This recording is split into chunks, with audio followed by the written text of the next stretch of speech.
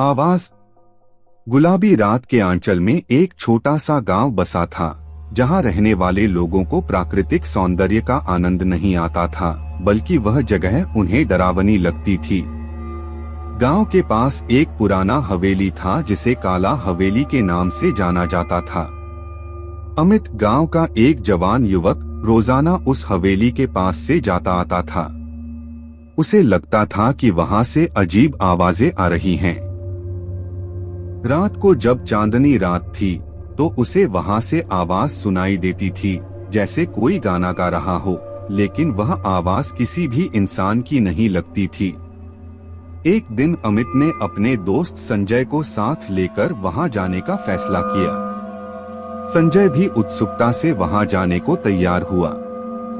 जब दोनों वहां पहुंचे, तो उन्होंने अनजान आवाजों को सुना। वह आवाजें जितनी भी डरावनी थीं, उतनी ही भीतर खींच लेने वाली भी थीं। संजय ने अमित को कहा, यह सुनाई दे रहा है कि कोई अत्यंत अजीब चीज है। हमें यहाँ से जल्दी जाना चाहिए। लेकिन अमित को ज्यादा जिज्ञासा थी। उसने संजय को कहा, थोड़ी देर और रुक जाएं, मैं देखना चाहता हूँ कि यह आवाजें कहाँ से आ रही हैं। अमित और संजय ने वहाँ कुछ समय बिताया और अमित ने अंधेरे में एक पुराने कमरे की ओर जाने का फैसला किया। जब वह वहाँ पहुँचा, तो वह अजीब चीजों का सामना करने लगा। अंधेरे के मध्य में एक बड़ी सी दीवार थी, जिसमें अनगिनत छोटे छोटे दरवाजे थे। अमित ने एक दरवाजा खोला और जब वह अंदर गया, तो वहां एक छोटी सी गुफा थी, जिसमें एक पुरानी ताला और कुछ अजीब चीजें थीं। अमित ने ताला खोला और वहां से एक पुरानी किताब निकाली। जब वह किताब पढ़ने लगा, तो उसे यह जानकर अचंभित हुआ कि यह हवेली एक समय पर एक राजा का आशियाना था और यह गुफा राजा के मंदिर के लिए बनाई गई थी।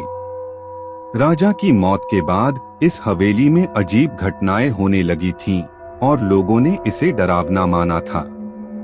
अमित और संजय ने वहां से जल्दी बाहर निकलने का फैसला किया, लेकिन जब वे बाहर निकले, तो वे अपने आप को एक अजीब सी जगह पर पाए।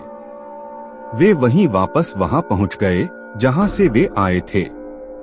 इस तरह से अमित और संजय को वह हवेली और गुफा में फंसना पड़ा।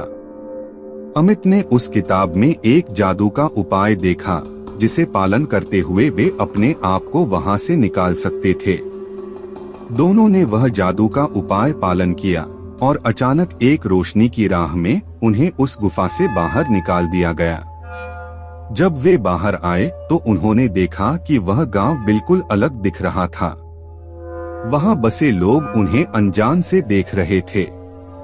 अमित और संजय ने एक दूसरे को पूछा, क्या हम वाकई वही हैं जहां से हम आए थे? लेकिन उनके पास कोई उत्तर नहीं था। वह दोनों ही गांव में परेशान होकर रह गए और उनकी यही कहानी गांव के लोगों में आज भी बजरूर है। आज के बाद जब भी गांव के लोग रात को काला हवेली के पास से गुजरते हैं, तो वे अपनी आंखों को बंद कर लेते हैं और भगवान से प्रार्थना करते हैं कि वहां किसी भी चीज से बचाए।